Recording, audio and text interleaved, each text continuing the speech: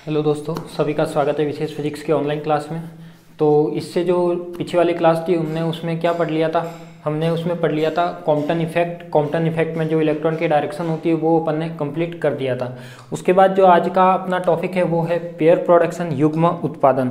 तो सबसे पहले तो पता होना चाहिए कि ये पेयर प्रोडक्शन क्या होता है, इससे रिलेटेड इसका जो डेरिवेशन होगा वो कैसे होगा, क्या इसमें प्रोसेस होता है। तो पेयर प्रोडक्शन का मीनिंग आप अच्छे से जानते हो, वैसे शायद बहुत जने केमिस्ट्री में पढ़े होंगे कि पेयर प्रोडक्शन क्या होता है, युग्म उत्पादन क्या होता है।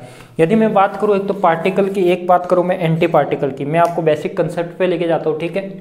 एक तो बात करता हूँ पार्टिकल की, एक बात करता हूँ मैं एंटी पार्टिकल की, ठीक है। क्या इन दोनों में डिफरेंस रहता है क्या, बताइए। मान लिया कि कोई एक पार्टिकल है, कोई एक एंटी पार्टिकल है, क्या उन दोनों में डिफरेंस रहता है क्या। यदि मैं बात करता हूँ किसकी, न्यूक्लियर फिजिक्स की। देखो वैसे तो आपकी न्यूक्लियर फिजिक्स अभी तक तो नहीं आई है, वो आएगी आपके थर्ड ईयर में। किसकी, न्यूक्लियर फिजिक्स की।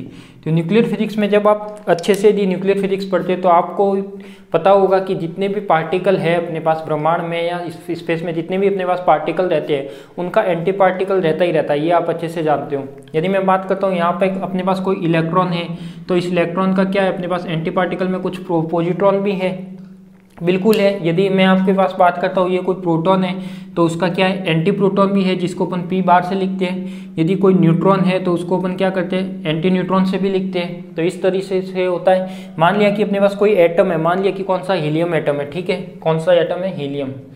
तो इसमें देखो यदि मैं हीलियम एटम की बात करूँ तो इसके बीच में तो क्या रहता है, ये न्यूक्लियस रहता है। इसके चारों ओर चक्कर कौन लगाता है, इलेक्ट्रॉन लगाता है। मान लिया कि इसमें कितने इलेक्ट्रॉन चक्कर लगा रहे हैं, अपने पास 2 इलेक्ट्रॉन। तो क्या हो जाएगा अपने पास, क्या कह सकते हैं, देखो इसमें कौन सा होता है, हाइड्रोजन और हीलियम, यानी 2 इलेक्ट्रॉन चक्कर लगाते हैं 2He4। तो ये क्या हो जाएगा, मान लिया कि 2 इलेक्ट्रॉन हो गए, ठीक है। यदि मैं इसमें प्रोटॉन की बात करूँ तो प्रोटॉन कितने हैं, तो प्रोटॉन की संख्या कितनी है, 2। न्यूट्रॉन की संख्या कितनी है, 2। और इलेक्ट्रॉन की संख्या कितनी है, 2। अब ये क्या है, अपना एक हीलियम एटम है। अब यदि मैं जस्ट इसका ऑपोजिट एटम मानूं, कौन सा, एंटी हीलियम। एंटी हीलियम में क्या होगा अपने पास, यानी हीलियम का जस्ट ऑपोजिट होगा। इसमें डिफरेंस क्या होगा, जो प्रोटॉन होंगे वो कौन से होंगे, एंटी प्रोटॉन। जो इलेक्ट्रॉन की जगह क्या होगा अपने पास, पॉजिट्रॉन। और जो न्यूट्रॉन होंगे वो भी कितने होंगे, 2। तो इस तरह से ये क्या बन जाएगा, 2He4। और ये क्या बन जाएगा, इसका ऑपोजिट। तो सेम ऐसे ही अपन जानते हैं कि जितने भी पार्टिकल होते हैं उसके क्या होते हैं, एंटी पार्टिकल ब्रह्मांड में उपस्थित है। तो इन दोनों में डिफरेंस क्या रहता है, इसमें डिफरेंस रहता है केवल चार्ज का। मान लिया कि यहाँ पे चार्ज इसका कैसा है, नेगेटिव है, तो इसका कैसा होगा, पॉजिटिव होगा। प्रोटॉन का चार्ज कैसा है, यहाँ पे प्रोटॉन का चार्ज कैसा रहता है अपने पास, पॉजिटिव, तो ये कैसा रहेगा, नेगेटिव। इस टाइप से। यदि न्यूट्रॉन की बात करें तो न्यूट्रॉन कैसा रहता है, न्यूट्रल रहता है, उस पर कोई चार्ज नहीं रहता। पर ये भी इसका एंटी पार्टिकल है, यानी किसी न किसी की कोई ना कोई प्रॉपर्टी में ये क्या करेगा, इसको में वैल्यू चेंज करेगा। तो अपन मान सकते हैं कि जब आप न्यूक्लियर फिजिक्स पढ़ोगे अच्छे से कंप्लीट रूप से थर्ड ईयर में, तब मैं आपको अच्छे से बताऊंगा कि इसमें कैसे एंटी पार्टिकल और पार्टिकल, कौन कौन से पार्टिकल आते हैं, कैसे इंटरेक्शन करते हैं। अभी तो अपन ना केवल इसका प्रोसेस है, तो इसमें केवल आपको जरूरत पड़ेगी एक तो इलेक्ट्रॉन की, एक पड़ेगी आपको पास पॉजिट्रॉन की। तो ये दोनों चीज़ आपको जरूरत है। अब मैं एक बार आपको इसको समझा देता हूँ कि प्योर प्रोडक्शन होता क्या है, ठीक है, युग्म उत्पादन होता क्या है। यदि मैं बात करूँ किसी एक इलेक्ट्रॉन है अपने पास, मान लिया कि ये क्या आपके पास एक इलेक्ट्रॉन है, एक क्या है अपने पास, पॉजिट्रॉन है। यदि ये दोनों इंटरेक्शन करते हैं, इलेक्ट्रॉन और पॉजिट्रॉन जब दोनों मिलते हैं तो वो क्या निकालते हैं, कुछ ना कुछ पार्टिकल निकालते हैं। बताओ क्या, कौन सा पार्टिकल निकालते हैं, अच्छे से पढ़ा होगा आपने केमिस्ट्री में, कोई नई बात नहीं है, 12th में भी पढ़ के आए हो। इलेक्ट्रॉन है, पॉजिट्रॉन है, यदि एक पार्टिकल है और एक उसका एंटी पार्टिकल है, तो इसमें जब दोनों मिलते हैं तो क्या क्रिया करते हैं, ये अपने पास निकालते हैं क्या, गामा, यानी फोटोन। क्या निकालते हैं अपने पास, फोटोन। अब फोटोन ये किस रूप में निकालते हैं, क्या फोटोन एक पार्टिकल के रूप में निकलता है क्या इलेक्ट्रॉन और पॉजिट्रॉन यदि एक दूसरे से इंटरेक्शन करे तो क्या इसका जो रिएक्शन के बाद का प्रोसेस है क्या वो अपन को दिखाई देगा क्या, बताओ, दिखाई देगा, नहीं देगा। क्यों नहीं देगा, क्योंकि जो रेडिएशन ये गामा निकलता है वो किस रूप में निकलता है, ये निकलता है अपना विकिरण के रूप में। किस रूप में निकलता है, विकिरण, या किस रूप में निकलता है, रेडिएशन के रूप में, ठीक है। तो इस तरीके से अपन कह सकते हैं कि इसका जो भी गामा जो फोटोन होगा वो कैसे निकलेगा, रेडिएशन या विकिरण के रूप में निकलेगा। तो ये हो गया अपना इलेक्ट्रॉन, ये हो गया पॉजिट्रॉन। तो ये जब प्रोसेस दोनों इंटरेक्ट करते हैं तो किस में कन्वर्ट होता है, गामा। और गामा एक तरह से क्या होता है, फोटोन। फोटोन क्या होता है, एक तरह से एनर्जी, जिसको अपन लिख सकते हो इसकी एनर्जी माने तो वही क्वांटम के बेस के पे क्या मानते हैं, E = H न्यू। यदि इसकी किसकी फोटोन की जो एनर्जी है वो क्या हो जाएगी अपने पास E = h न्यू। तो एक प्रोसेस तो ये होगा कि मैं मान सकता हूँ कि देखो इलेक्ट्रॉन कभी भी अदृश्य हो सकता है क्या? नहीं हो सकता। इलेक्ट्रॉन को आप देख सकते हो बिल्कुल। पॉजिट्रॉन अदृश्य हो सकता है क्या? नहीं हो सकता, देख सकते हो। पर इन दोनों को जब प्रोसेस में लाएंगे तो ये गामा क्या होगा? अदृश्य होगा। मतलब ये किस रूप में निकलेगा? अपना रेडिएशन के फॉर्म में निकलेगा। ठीक है, तो इस तरीके से कह सकते हैं कि ये वाला जो प्रोसेस होगा वो क्या कहलाता है? अपना युग्म उत्पादन कहलाता है। अब मैं बात करता हूँ इसके जस्ट ऑपोजिट की। दूसरा इसका जो प्रोसेस है, बात करता हूँ जस्ट इसका ऑपोजिट पोर्शन। मान लिया कि अपने पास कोई रेडिएशन है गामा। क्या रेडिएशन है अपने पास? कोई भी गामा यानी फोटोन। क्या आप फोटोन को इलेक्ट्रॉन और पॉजिट्रॉन में कन्वर्ट होता है क्या? बताओ। जब अपन यहाँ पे जानते हैं कि इलेक्ट्रॉन और पॉजिट्रॉन क्या होते हैं? फोटोन में कन्वर्ट होकर किस रूप में विकिरण निकालते हैं? रेडिएशन की फॉर्म में फोटोन को इमिट करते हैं। यदि मैं बात करता हूँ कि गामा ले लिया और गामा जस्ट इसका ऑपोजिट है, यानी यहाँ पे क्या मैं मान सकता हूँ कि यहाँ पे इलेक्ट्रॉन आएगा, यहाँ पे पॉजिट्रॉन आएगा। क्या ये रिएक्शन फ्री स्पेस में पॉसिबल है क्या? नहीं पॉसिबल है। क्यों? क्योंकि ये क्या करता है, मेन चीज़ इसमें ये रहता है कि कुछ फिजिक्स में यदि आप बात करो, न्यूक्लियर फिजिक्स में बात करो, रिएक्शन कैसे पॉसिबल होती है? रिएक्शन पॉसिबल होती है हमेशा कंजर्वेटिव लॉ पे। ठीक है, तो इसमें क्या कहता है, इसमें क्या करता है, एनर्जी रिलेशन, जो एनर्जी कंजर्वेशन है एनर्जी कंजर्वेशन है वो तो क्या होता है? फॉलो होता है। पर जो मोमेंटम कंजर्वेशन है, मोमेंटम कंजर्वेशन है वो क्या होता है? फॉलो नहीं होता। क्यों नहीं होता? क्योंकि मान लिया कि अपने पास जो भी कोई गामा है, ये गामा यहाँ पे किसी से आके टकराता है तो यहाँ से क्या निकालता है? एक इलेक्ट्रॉन निकालता है, एक पॉजिट्रॉन निकालता है। इसके बीच में एंगल कितना रहता है? फाई। तो ये भी डेरिवेशन करेंगे, उसमें मैं बता दूंगा डायग्राम। तो इसमें इस रूप में कैसे कह सकते हैं कि इसमें जो एनर्जी का कंजर्वेशन तो होता है पर मोमेंटम का कंजर्वेशन जरूरी नहीं है, क्योंकि पी कैसे जा रहा है? ये ऑपोजिट जा रहा है और ये ऑपोजिट जा रहा है, यानी दोनों का मोमेंटम की डायरेक्शन क्या होगी? ऑपोजिट होगी। तो मोमेंटम कितना हो जाएगा यहाँ पे? 0। तो इसलिए अपन कह सकते हैं कि ये क्या करता है? मोमेंटम को कंजर्वेटिव नहीं करता। ठीक है, अब मैं बात करता हूँ किसकी, तो अपन को इस डेरिवेशन में प्रूफ क्या करना है? तो देखो पेयर प्रोडक्शन तो यही कहलाता है कि एक पार्टिकल एक एंटी पार्टिकल जब दोनों मिलते हैं तो क्या करते हैं? कुछ फोटोन या कुछ रेडिएशन के रूप में पार्टिकल इमिट करते हैं या फोटोन को उत्सर्जित करते हैं। वही क्या कहलाता है? अपना युग्म उत्पादन कहलाता है। यदि मैं इसका ऑपोजिट मानूं, किस में? फ्री स्पेस में, यानी मुक्त आकाश में, तो मुक्त आकाश में ये अभिक्रिया पॉसिबल नहीं होती। क्यों नहीं होती? एक तो मेन रीजन रहता है उसका कंजर्वेटिव लॉ। ठीक है, दूसरा रीजन रहता है क्या अपने पास? एक तो कंजर्वेटिव लॉ कंजर्वेटिव लॉ नहीं होता फॉलो। ठीक है, अब यदि मैं दूसरे रीजन की बात करूँ तो दूसरा रीजन क्या रह सकता है इसमें? बताओ कि ये वाला तो प्रोसेस संभव है और ये वाला संभव नहीं है। तो इसमें और क्या प्रोसेस रह सकता है कि ये वाला संभव नहीं है और ये वाला संभव है? एक रहता है इसमें नाभिकीय बल। जानते हो आप? जानते हो नाभिकीय बल क्या होता है? क्या? नाभिकीय बल यानी न्यूक्लियर फोर्स, या फिर आप जानते हो कि प्रबल बल। ठीक है, आप जानते हो कि जो न्यूक्लियर फोर्स होता है वो सबसे ज़्यादा स्ट्रॉन्ग फोर्स है। पढ़ा हुआ है आपने कि जो न्यूक्लियर फोर्स है वो क्या? सबसे ज़्यादा स्ट्रॉन्ग फोर्स है। जब ये न्यूक्लियर फोर्स स्ट्रॉन्ग फोर्स है, यानी ये कहाँ पे लगता है? ये लगता है कहाँ पे? प्रोटॉन और न्यूट्रॉन के बीच में। वैसे न्यूक्लियर फिजिक्स में बात करें तो ये बल हमेशा कहाँ लगता है? प्रोटॉन न्यूट्रॉन के बीच में, और इलेक्ट्रॉन को जो बांधे रखता है। ठीक है, यानी जो न्यूक्लियस के अंदर जो इलेक्ट्रॉन रहते हैं, न्यूक्लियस के चारों राउंड चक्कर लगाते हैं, उनको क्या रखता है? वो बांधे रखता है। तो इस तरह से क्या हो गया कि ये वाली जो रिएक्शन पॉसिबल होती है वो कहाँ होती है? नाभिकीय बल क्षेत्र में पॉसिबल होती है। कहाँ होती है? नाभिकीय बल क्षेत्र में। जबकि ये अपन कहाँ बात करें? मुक्त फ्रीली स्पेस में, तो ये वाली रिएक्शन क्या होती है? पॉसिबल नहीं होती। तो यहाँ पे अपन को डेरिवेशन में क्या प्रूफ करना है? डेरिवेशन में आपको यही प्रूफ करना है कि ये वाली रिएक्शन तो सही है, पॉसिबल है, और ये वाली रिएक्शन पॉसिबल नहीं है। तो इसको यहाँ पे यही प्रूफ करना है। तो यही अपना क्या होगा? युग्म या पेयर प्रोडक्शन को डेरिवेशन होगा। ठीक है, तो अब अपन बात करते हैं इसके डेरिवेशन की। तो एक बार तो आप ये जो मैंने समझाया इसको हटा देता हूँ। ठीक है, फिर अपन स्टार्टिंग से करते हैं वापस इस डेरिवेशन को। तो पहले तो इसकी कुछ थ्योरी भी लिखनी है, पेयर प्रोडक्शन किसे कहते हैं वो भी लिखना है। तो कंप्लीट आपको लिखा देता हूँ पहले। और ये सब किस में करना है? ये सब करना है अपन को चतुर्विम संवेग में, 4 मोमेंटम में। ठीक है, तो 4 मोमेंटम वाली टर्म से यहाँ पे काम में लेनी है सभी के लिए।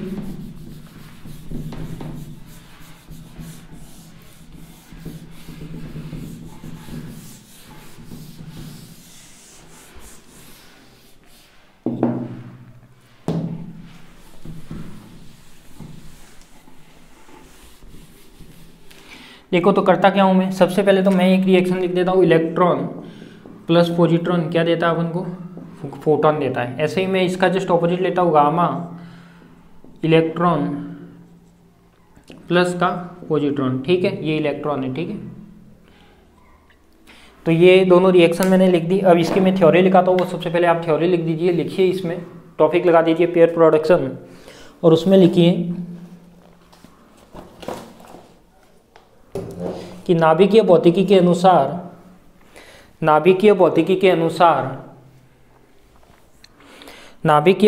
अनुसार युग्म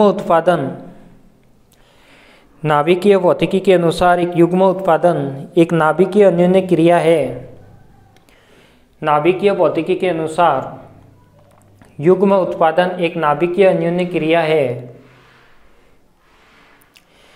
जिसे नाभिकीय बल के द्वारा समझाया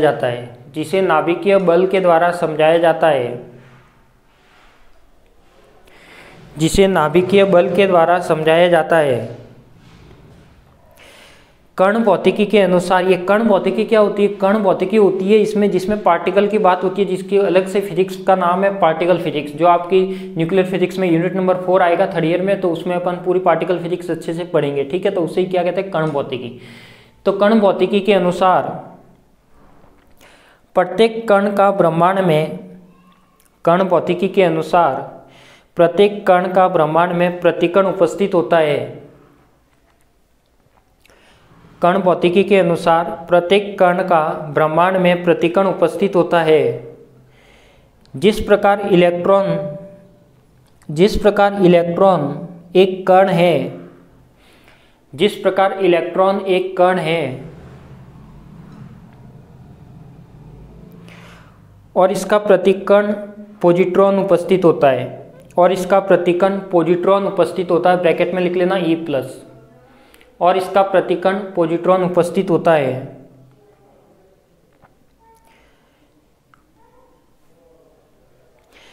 कण और प्रतिकण के सभी गुणधर्म समान होते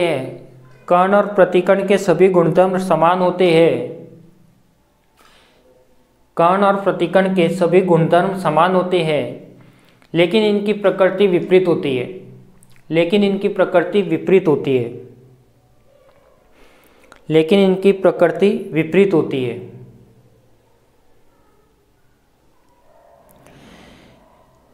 नाभिकीय भौतिकी के अनुसार, नई लाइन से लिख लेना, नाभिकीय भौतिकी के अनुसार जब इलेक्ट्रॉन कण और इसका प्रतिकण पॉजिट्रॉन अभिक्रिया करते हैं, नाभिकीय भौतिकी के अनुसार जब इलेक्ट्रॉन कण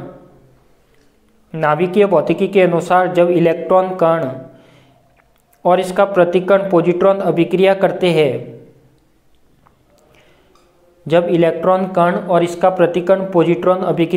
हैं, तो एक उदासीन कण का निर्माण होता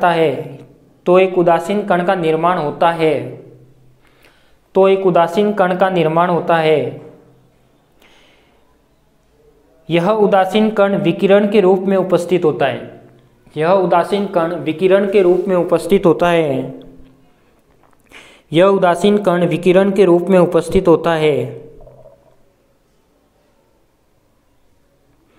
इसे गामा से व्यक्त करते हैं।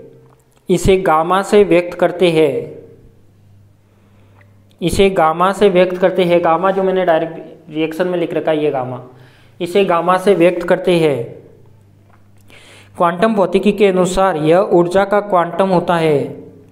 क्वांटम भौतिकी के अनुसार यह ऊर्जा का क्वांटा या क्वांटा लिख लो। यह क्वांटम भौतिकी के अनुसार यह ऊर्जा का क्वांटा होता है, जिसका मान प्लांक सिद्धांत के अनुसार h न्यू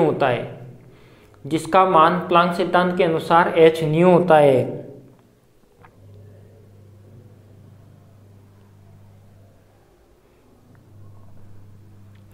ये वाली रिएक्शन लिख लो और इसको इक्वेशन नंबर 1 दे देना, ठीक है। ये फर्स्ट वाली रिएक्शन लिख लो और इसको इक्वेशन नंबर 1 दो।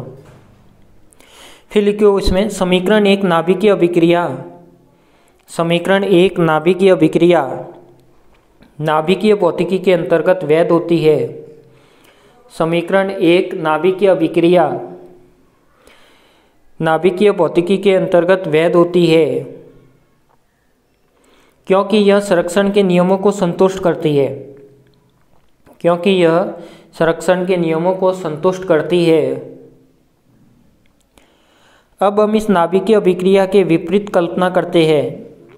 अब हम इस नाभिकीय अभिक्रिया के विपरीत कल्पना करते हैं। अब हम इस नाभिकीय अभिक्रिया के विपरीत कल्पना करते हैं। अब हम इस नाभिकीय अभिक्रिया के विपरीत कल्पना करते हैं, अर्थात गामा फोटोन के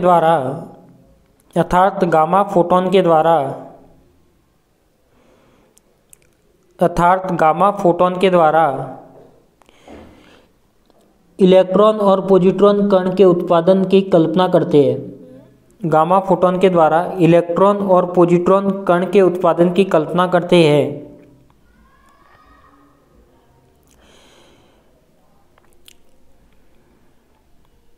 लेकिन यह उत्पादन मुक्त आकाश में संभव नहीं है। लेकिन यह उत्पादन मुक्त आकाश में संभव नहीं है।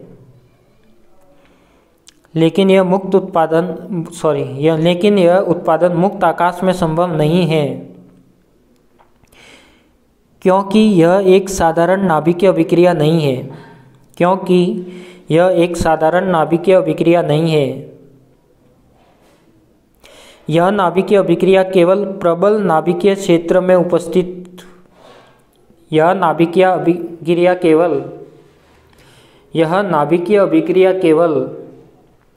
प्रबल नाभिकीय क्षेत्र में उपस्थित होती है।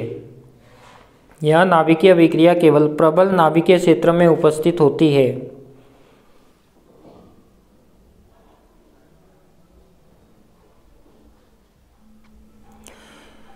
और ये जो सेकंड रिएक्शन है ये लिख लो, और इसको मैं नंबर दे देता हूँ समीकरण नंबर 2। तो अपन कह सकते हैं कि ये तो एक वैलिड रिएक्शन है, ये एक इनवैलिड रिएक्शन है। अपन को ये भी प्रूफ भी करेंगे, ठीक है। तो लिखिए इसमें ये रिएक्शन लिख लीजिए नंबर 2 वाली, और लिखिए समीकरण 2 युग्म उत्पादन की अभिक्रिया कहलाती है। समीकरण 2 युग्म उत्पादन की अभिक्रिया कहलाती है। समीकरण 2 युग्म उत्पादन की अभिक्रिया कहलाती है, जो कि एक अवैध अभिक्रिया है। जो कि एक अवैध अभिक्रिया है। अब हमें यह सिद्ध करना है कि समीकरण 2 एक अवैध समीकरण है। अब हमें यह सिद्ध करना है कि समीकरण 2 एक अवैध समीकरण है। इस कथन को विरोधाभास अवधारणा के अनुसार सिद्ध करेंगे, या फिर डायरेक्ट लिख लो, इस कथन को हम सिद्ध करेंगे।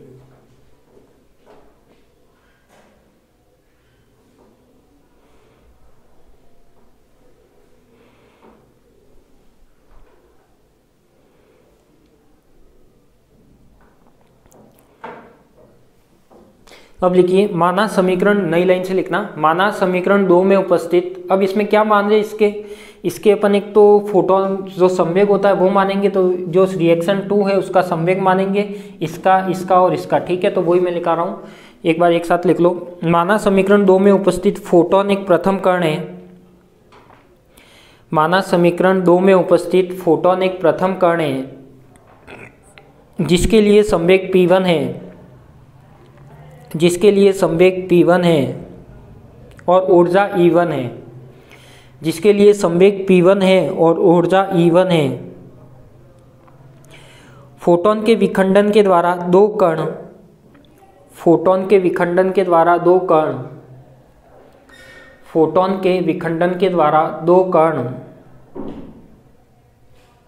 इलेक्ट्रॉन और पॉजिट्रॉन प्राप्त होते हैं। फोटोन के विखंडन के द्वारा दो कण इलेक्ट्रॉन और पॉजिट्रॉन प्राप्त होते हैं। इलेक्ट्रॉन एक द्वितीय कण है, जिसके लिए संवेग P2 व ऊर्जा E2 है। और पॉजिट्रॉन एक तृतीय कण है, जिसके लिए संवेग P3 व ऊर्जा E3 है। पॉजिट्रॉन एक तृतीय कण है जिसके लिए संवेग P3 व ऊर्जा P3 है। संवेग तो P3, ऊर्जा E3 है।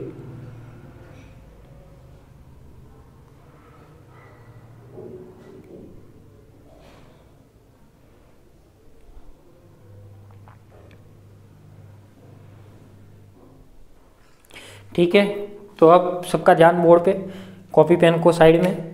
अब देखो क्या माना है मैंने, यहाँ पे जो इसका संवेग माना है, इसका माना है P1, इसका माना है मैंने एनर्जी E1, इसका माना है P2 एनर्जी मानी है E2, इसका माना है P3 एनर्जी मानी है E3। अब मैं लिखता हूँ यहाँ पे क्या, चतुर्विम संवेग की परिभाषा से। तो चतुर्विम संवेग क्या होता है वो आप अच्छे से जानते हो, चतुर्विम संवेग की परिभाषा से। ठीक है, चतुर्विम संवेग क्या होता है बताओ।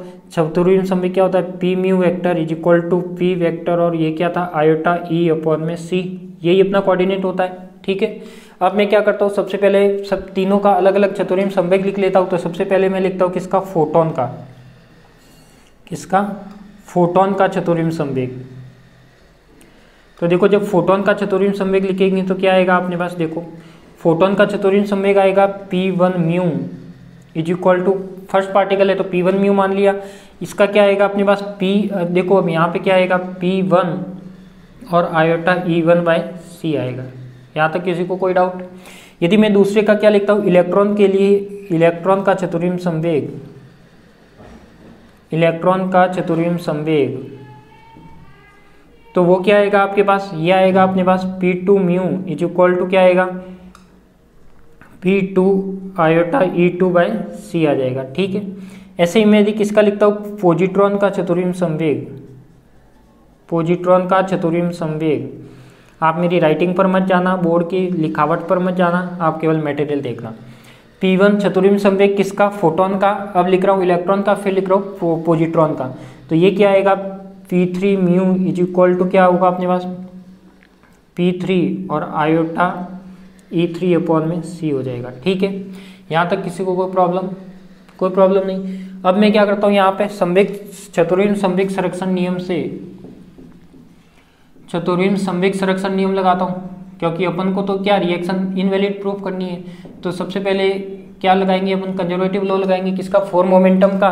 तो ये क्या होगा, देखो P1 mu is equal to क्या होगा अपने पास, P2 म्यू प्लस का क्या होगा, P3 म्यू। ठीक है, तो ये क्या हो जाएगा, P1 म्यू, P2 म्यू और P3 म्यू। अब क्या मैं इसका स्वयं के साथ मल्टीप्लाई कर सकता हूँ क्या, बताओ। ये संवेग कैसे है अपने पास, से सब तरह से अपने पास क्या है, वेक्टर ही है। बताओ वेक्टर ही है, यानी ये सब क्या अपने पास वेक्टर ही तो है, एक तरह से लिख सकते हो। ये सब क्या है आपके पास, वेक्टर है। ठीक है, क्या है, वेक्टर ही है, तो इस पर भी मैं वेक्टर लगा सकता हूँ। क्या मैं इसके साथ स्वयं के साथ अदिश गुणनफल करूँ, तो स्वयं के साथ अदिश गुणनफल करने पर, देखो कॉम्पटन में भी अपन ने इस टाइप ही किया था। यदि थोड़ा सा प्रोसेस समझ में आ गया तो डेरिवेशन आपके लिए इजी रेज हो जाएंगे। अदिश गुणनफल करने पर तो ये क्या आएगा अपने पास, देखो P1 म्यू स्क्वायर, इसका कैसे होल स्क्वायर ओपन होगा, P2 म्यू का स्क्वायर प्लस का P3 म्यू का स्क्वायर प्लस का 2P2 म्यू और P3 म्यू, यही आएगा अपने पास। ए स्क्वायर प्लस बी स्क्वायर क्या आएगा, यही तो ओपन होगा। तो यहाँ पे जो सिंगल है वो तो वेक्टर, बाकी क्या हो जाएगा, स्क्वायर। अब अपन क्या करेंगे, अब अपन ये जितनी भी टर्म निकाली अपन, इसको मैं इक्वेशन नंबर दे देता हूँ 3। अब इन तीनों से अपन क्या निकालेंगे, टर्म निकालेंगे। यानी मैं फर्स्ट टर्म निकालता हूँ कौन सी, ए निकालता हूँ P1 म्यू स्क्वायर। तो देखो P1 म्यू स्क्वायर क्या है अपने पास, जो P1 है वो क्या है अपने पास, P1 dot iota E1 by सी।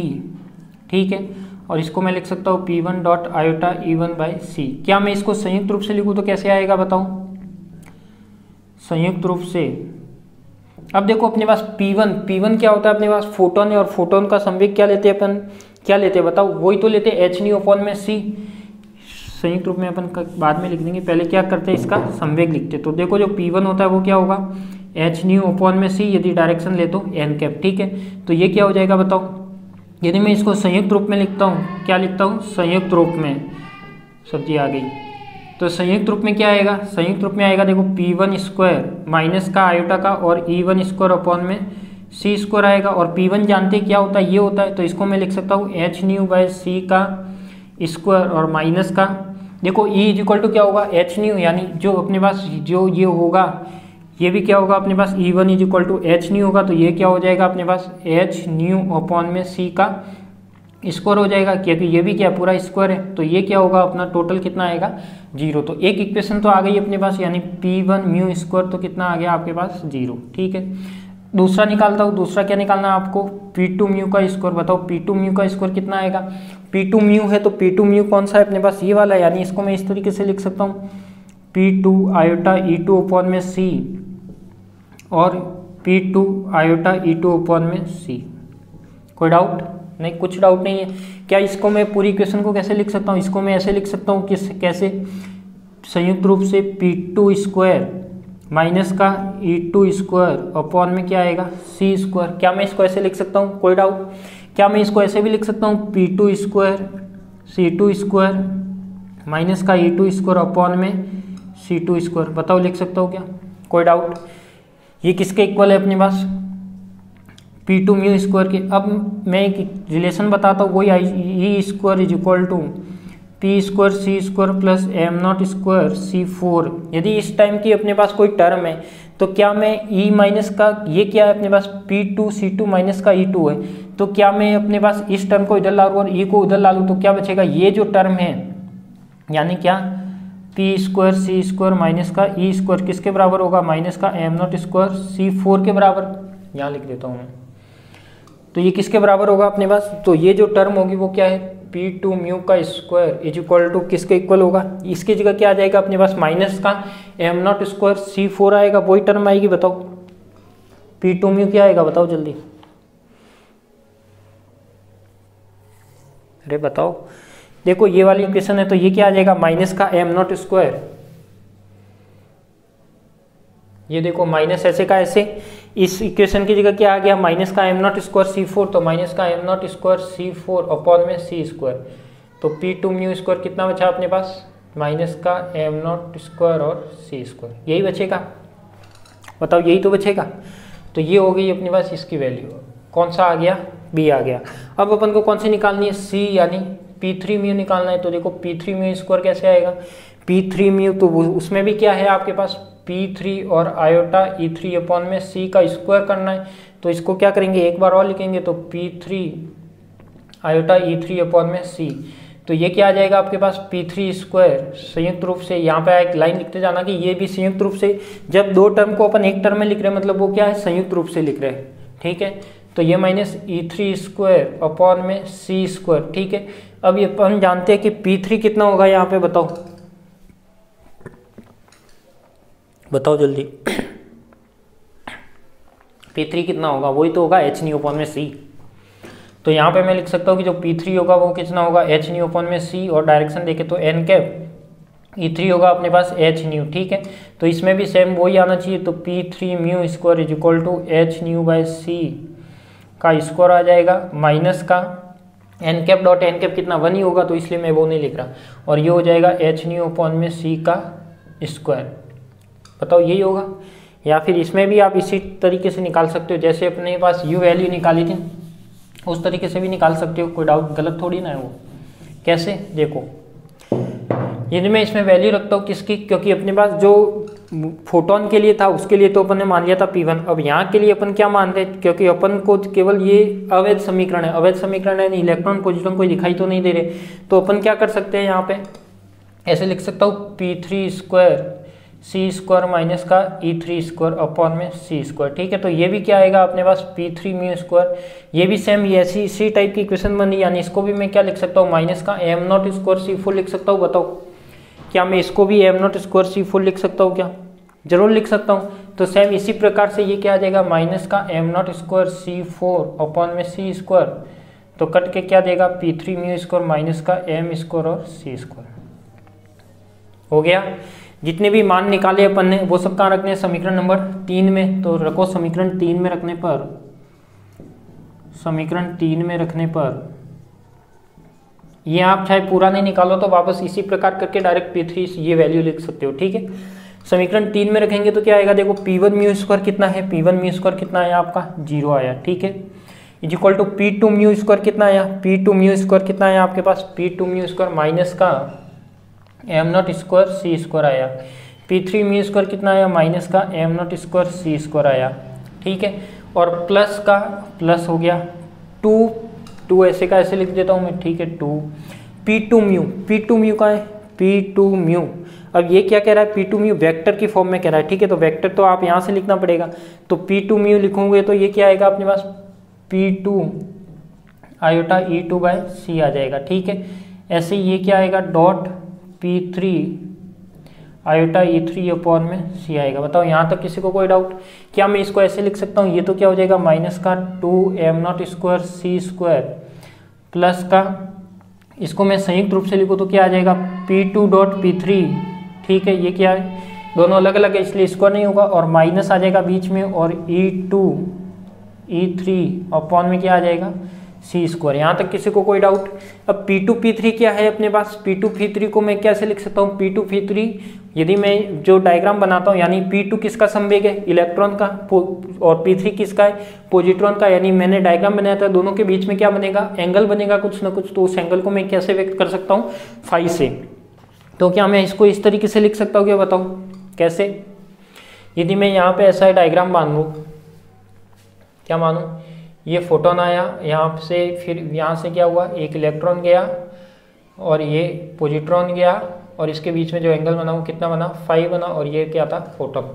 तो क्या इसके बीच में जो एंगल बनेगा वो कितना बनेगा, फाई लिख सकता हूँ। तो इसको मैं 2m नॉट सी स्क्वायर, तो कहाँ आ गया अपना, इधर आ गया, इज इक्वल टू ये रह गया 2। इसको मैं ऐसे लिख सकता हूँ P2 P3 मोड ले ले, और ये बीच में लिख सकता हूँ cos फाई, और माइनस का E2 अपॉन में E3 अपॉन में सी स्क्वायर। क्या मैं इसको ऐसे लिख सकता हूँ? बिल्कुल लिख सकता हूँ। अब देखो ये क्या आएगा, ये डायग्राम भी बनाना है आपको। ये आ जाएगा अपने पास, देखो क्या आ जाएगा, 2 से 2 कैंसिल आउट हो जाएगा। ठीक है, तो क्या बचा अपने पास, P2 P3 cos phi minus का E2 E3 अपॉन में सी स्क्वायर, और इज इक्वल टू क्या बचा, एम नॉट स्क्वायर और सी स्क्वायर। ठीक है, देखो यहाँ तक किसी को कोई डाउट हो तो बताओ, जो मैंने ये पूरा प्रोसेस किया है यहाँ तक किसी को कोई डाउट है क्या?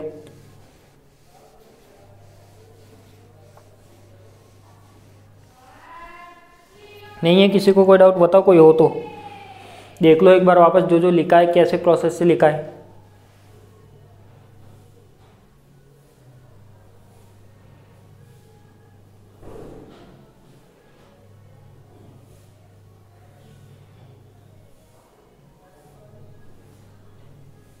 अब क्या करूं मैं यहाँ पे, क्या मैं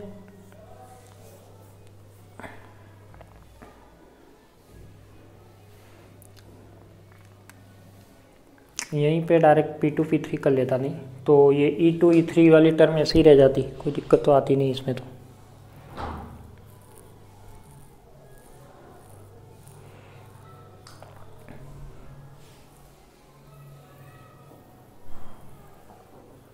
मतलब मैं देखो कौन सी इक्वेशन पे जाऊं, यदि मैं ऐसे लिख सकता हूँ कि देखो यहाँ से यदि मैं एक रिलेशन लिखूँ, ध्यान रखना,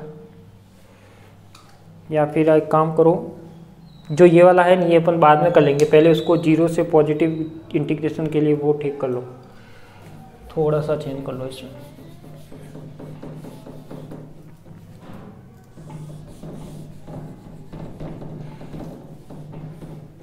माइनस का एम नॉट स्क्वायर, और इसको मैं लिख सकता हूँ, देखो सीधा कोऑर्डिनेट लिखो तो P2 P3 आएगा। बताओ ये माइनस E2 E3 अपॉन में सी स्क्वायर तो आएगा ही आएगा, ये थोड़ी हटेगा।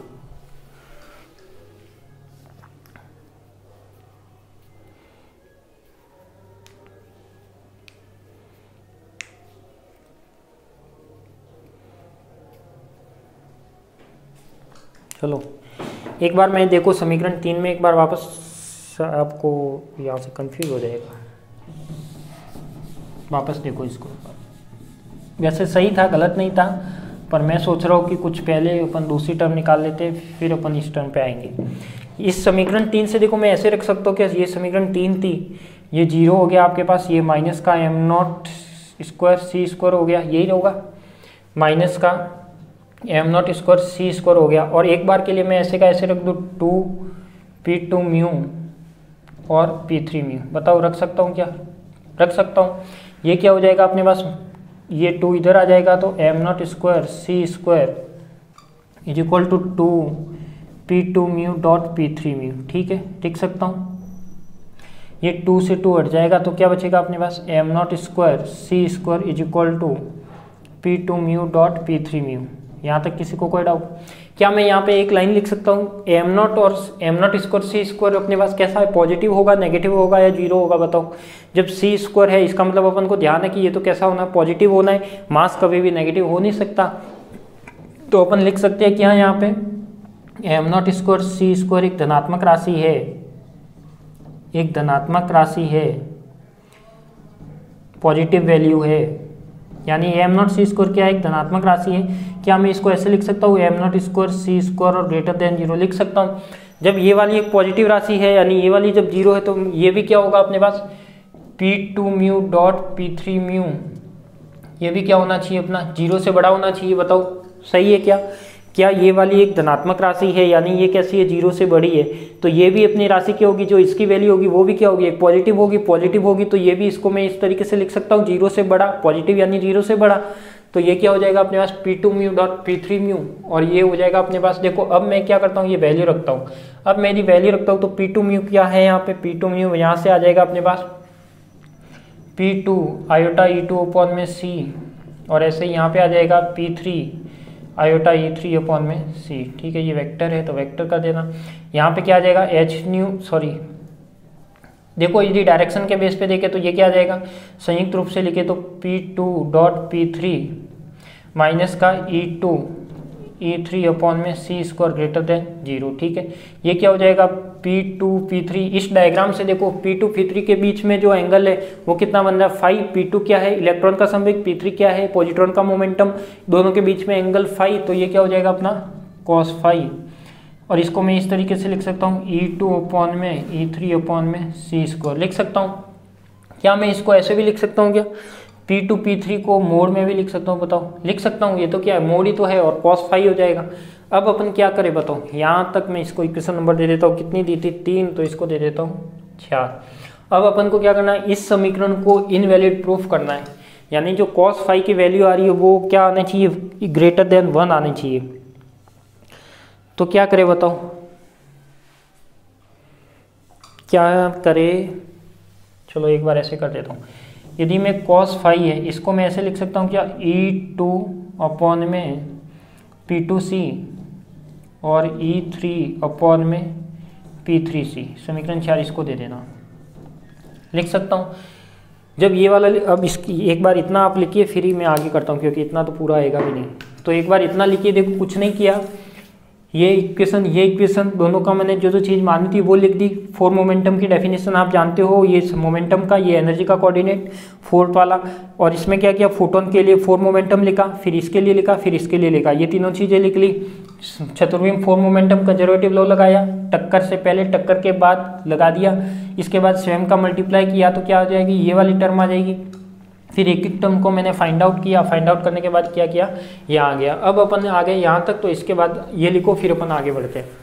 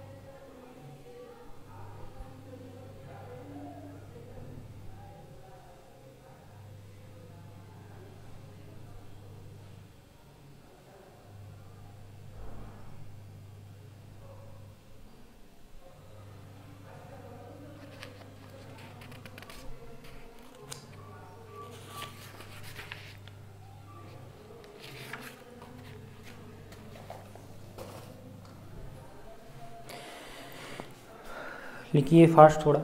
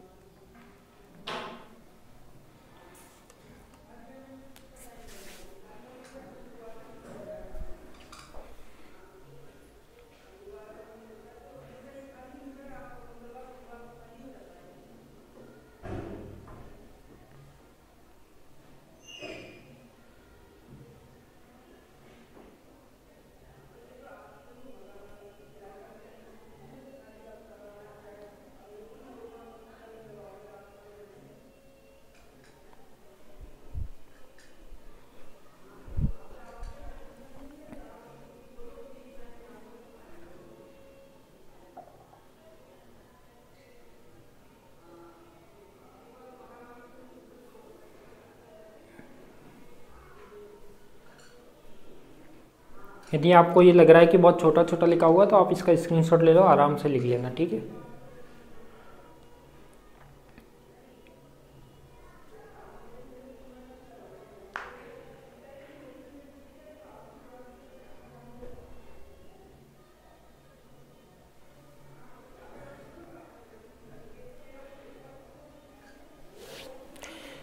लिख दिया होगा, इतना तो लिख दिया होगा, अब अपन को इतना ही जरूरत है।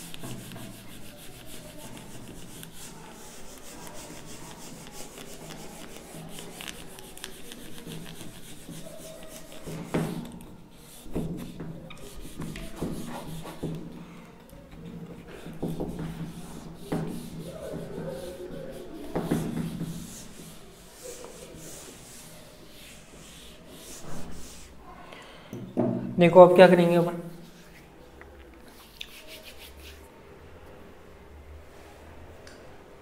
लिख दिया होगा, ठीक है। अब अपन लिखते हैं आपेक्षिकीय या ऊर्जा संवेग समीकरण। क्या? ऊर्जा संवेग समीकरण। हम देखो cos फाई का कैसे वैल्यू निकालेंगे। तो ऊर्जा संवेग समीकरण यदि मैं दोनों के लिए लिखता हूं तो एक तो क्या होगा, E2 square is equal to P2 square C square minus का M0 square C square C4, ठीक है। ऐसे ही मैं इसके लिए लिखूं तो ये क्या आ जाएगा, ये वाली चीज आ जाएगी। अब अपन जानते हैं कि जो M0 स्क्वायर C4 है कैसी राशि है, धनात्मक राशि है। क्या है? धनात्मक राशि है, ठीक है। जब ये वाली अपने पास एक पॉजिटिव वैल्यू है तो क्या मैं इसको इस तरीके से लिख सकता हूँ, क्या बताऊँ? लिख सकता हूँ, अरे सॉरी, यहाँ पे क्या ये प्लस आएगा, ठीक है, माइनस नहीं आएगा। ये क्या आएगा? प्लस आएगा। मैंने ये इक्वेशन बताई थी, हाँ प्लस आएगा, ठीक है। प्लस है क्योंकि ये इसके बीच में क्या आता है, प्लस। तो M0 स्क्वायर C4 एक धनात्मक राशि है, पॉजिटिव वैल्यू है। तो क्या मैं इसको इस तरीके से लिख सकता हूँ कि E2 square greater than P2 square और C2 स्क्वायर, बताओ लिख सकता हूँ? क्या मैं इसको जब ऐसे लिख सकता हूँ तो E3 वाले को भी ऐसे लिख सकता हूँ, P3 स्क्वायर C स्क्वायर। क्या मैं इसको ऐसे लिख सकता हूँ, E2 स्क्वायर अपॉन में P2 और C, यानी पूरे का क्या कर दूँ, स्क्वायर कर लूँ और ये क्या कर लूँ 1। ऐसे ही मैं इसको भी कर सकता हूँ, P3C का स्क्वायर ग्रेटर देन 1, बिल्कुल कर सकता हूँ।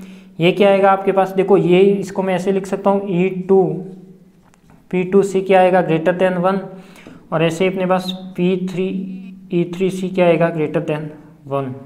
तो जब ये वाला 1 आएगा इसका मतलब क्या हो गया कि ये वैल्यू किसके इक्वल है, 1 से बड़ी है। ये वाली वैल्यू किसके इक्वल है, 1 से बड़ी है। तो क्या अपना जो cos फाई आना चाहिए वो भी क्या आना चाहिए, क्या आना चाहिए बताओ? समीकरण 4 से मैं क्या लिख सकता हूँ, समीकरण 4 से देखो अपने पास E2 ओपन में P2C 1 से बड़ा आ रहा है, ये भी वैल्यू 1 से बड़ी आ रही है, तो ये क्या होगा, 1 से बड़ा ही तो होगा। तो अपन कह सकते हैं कि cos फाई क्या आना चाहिए, 1 से बड़ा आना चाहिए। क्या आना चाहिए, 1 से बड़ा आना चाहिए। अब आप ट्रिग्नोमेट्री अच्छे से जानते हो, ट्रिग्नोमेट्री की टेबल अच्छे से जानते हो, क्या बताइए मुझे कि cos फाई का मान कभी 1 से बड़ा होता है क्या? बताइए, cos फाई का मान कभी 1 से बड़ा होता है क्या? नहीं होता। आप अच्छे से जानते हो sin फाई और cos फाई का मान हमेशा डिपेंड करता है किस पे, -1 से लेकर +1 तक। तो वो कभी भी किस 1 से बड़ा पॉसिबल नहीं है। इसका मतलब ये जो इक्वेशन थी, जो अपन ने इस इक्वेशन को मान के ये कंप्लीट कैलकुलेशन की है, वो क्या है, अवैध है। अवैध है यानी इनवैलिड है। इसका मतलब अपन कह सकते हैं कि यह समीकरण पॉसिबल नहीं है। ठीक है, तो आप इसको लिखिए, फिर मैं इसकी 2 थ्योरी लिखा देता हूँ, 2 लाइन, फिर इसको कंप्लीट कर देते हैं। तो ये आपका हो गया पेयर प्रोडक्शन। देखो बहुत जने स्टूडेंट ऐसे सोच रहे हैं कि हम तो नोट्स ले लेंगे। अच्छा है, नोट्स ले लो, नोट्स आपको मिल जाएंगे, पुराने स्टूडेंट से किसी से भी ले सकते हो।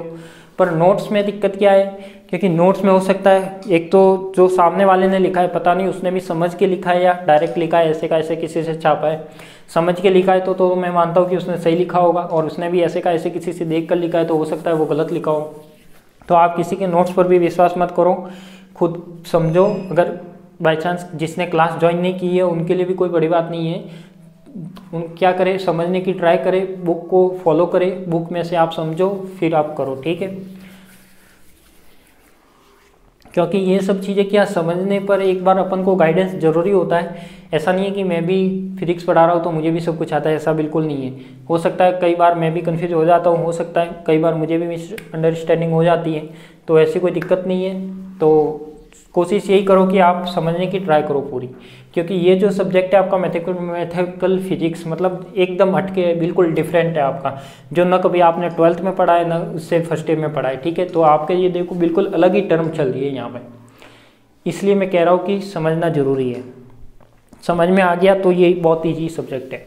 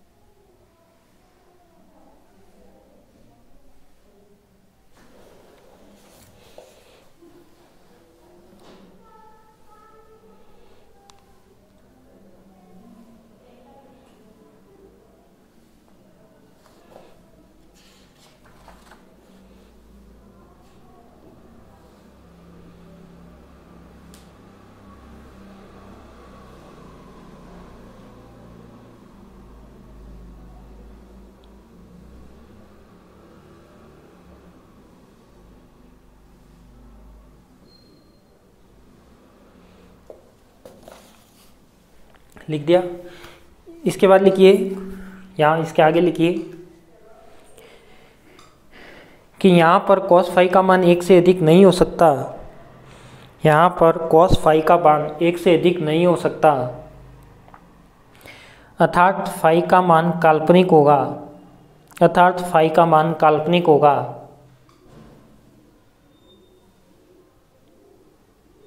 अर्थात मुक्त आकाश में फोटोन, अर्थात मुक्त आकाश में फोटोन इलेक्ट्रॉन पॉजिट्रॉन युग्म उत्पन्न नहीं कर सकता। अर्थात मुक्त आकाश में, अर्थात मुक्त आकाश में फोटोन इलेक्ट्रॉन पॉजिट्रॉन युग्म उत्पन्न नहीं कर सकता। यानी ये क्या कह रहा है कि जो अपने पास पेयर प्रोडक्शन हो रहा है वो फ्रीली स्पेस में पॉसिबल नहीं है, क्योंकि अपने पास यहाँ पे वैल्यू कितनी होनी चाहिए। यदि फ्रीली स्पेस में पॉसिबल होता तो cos फाई का मान 1 से ज़्यादा आना चाहिए था, जो कि नहीं आया। तो अपने लिए ये वाली इक्वेशन क्या हो गई, इनवैलिड हो गई। तो लिख लेना कि यह समीकरण कौन सी, समीकरण 2, समीकरण 2 जो अपन ने लिखी थी उसके लिए कैलकुलेशन की थी, तो आप लास्ट में लिख लेना कि समीकरण 2 एक अवैध समीकरण है। समीकरण 2 एक अवैध समीकरण है। समीकरण 2 एक अवैध समीकरण है। ठीक है, तो आप सभी को धन्यवाद। मिलते हैं अपन नेक्स्ट क्लास में नए टॉपिक के साथ। इसका जो नेक्स्ट टॉपिक रहेगा वो रहेगा आपका दहली अभिक्रिया ऊर्जा, और इस यूनिट ये लगभग यूनिट अब एंडिंग में ही है, 1 या 2 टॉपिक और बचे, उसके बाद ये यूनिट कंप्लीट हो जाएगी। ठीक है, तो आप सभी को धन्यवाद। मिलते हैं अपन नेक्स्ट क्लास में।